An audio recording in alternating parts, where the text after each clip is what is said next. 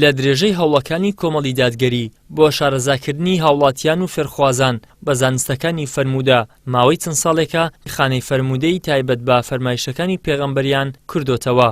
لەم چوارچێوەیەشدا ئاهەنگی کۆتایی قوتابیانی 1 ساڵە و 2 ساڵە ئەنجامدران و بڕوانامە بەسەر دەرچوان و خەڵاتیش بەسەر یەکەمەکاندا دابەشکران. ئەندامێکی ئەنجومەنی کۆمەڵی دادگەریش دەڵێت لە کوردستان 10 قوتابخانە و 500 قوتابیمان هەیە. خانەی فەرموودەش بۆ ئەوەی کەواکو شارەزایی باشتر خەڵکی پسپۆر خەڵکی شارەزا لە زانستەکانی فەرموودا پێ بگا ئەو بۆشایە کە لە کوردستانە لە ناو زانایان و عولەما و خەتیب و تاریفێژەکان شای بەڕاستی کە ئیتیمامدان بە حەدیث وەک بڵێ لاوازە. ئێمە مانەوەی بەم کارە خزمەتێ بە زانایانیش بکەین، خزمەتێ بە وتار خوێن و واعیزەکانیش بکەین. سەرەڕای قوتابیان بە شێوەیەکی گشتی لە هەموو ئاستە جیاجیاکانە بۆ خوشکانیش و بۆ برایانیش. لای خۆشیەوە بەشداربووان بە گرنگیەوە دەڕوانە ئەم جۆرە قوتابخانانە بە تایبەت بۆ ئەوەی وەڵامی ئەو گومانانەی لەسەر فەرموودە دروست دەکرێن وەڵام بدرێنەوە. داوامە لە هەموو قوتابیان ئەوانەی کە شارەزان هەیە لە زانستی ئاینی کە بێن بەشداری لەو فەرموودە دروستکەوە لەوانەیە هەندێکان کەسەیە نەتوانی لایەنی قورئان بتوانین لەبەرکە احتیمالە دەرێ زاکیرەمەیە بەس لە مەسەلەی خانەی فەرموودە ئەویشە خزمەتکردنە بە ئاینی پیرۆزی ئیسلام کاتوو دەتوانی ڕەدی چەند شوبهات و چەند شەهوات کە لەوانی خەڵکانێکی هەیە دەیەوێ تەحنە لە حەدیث بدا. لەوە زۆران کەسەیە دەوانێت دەرێ حەدیث پێ سەڵەم هەر نییە.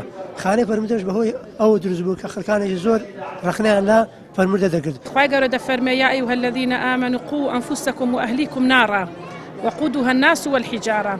یەکەم جار خوای گەورە ڕوومان تێدەکا یا ئەیها الذین آمنوا یعنی ئاماژە دەکا کە خۆتان و ماڵ و منداڵتان بپارێزن لەو ئاگرەی کە سوتەمەنیەکەی بەرد و خەڵکەکەنە ڕاستیەکەی.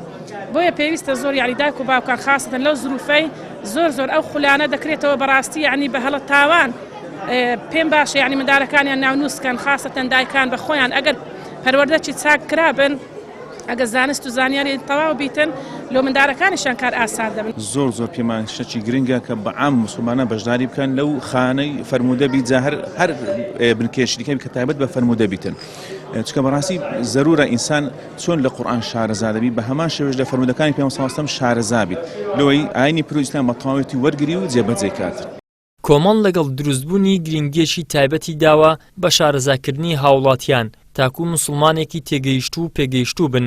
لە ئێستاشدا دەستگای نووری حکمە تایبەت بە فێرکردن و لەبەرکردن و تێگەیشتنی قورئانی پیرۆزیان هەیە و ماوەی چەند ساڵێکیشە قوتابخانەیەکی تایبەت بە فەرمایشتەکانی پێغەمبەری خودایان کردوتەوە. ئیدریس محەممەد، کەناڵی ئاسمانی پەیام، هەولێر.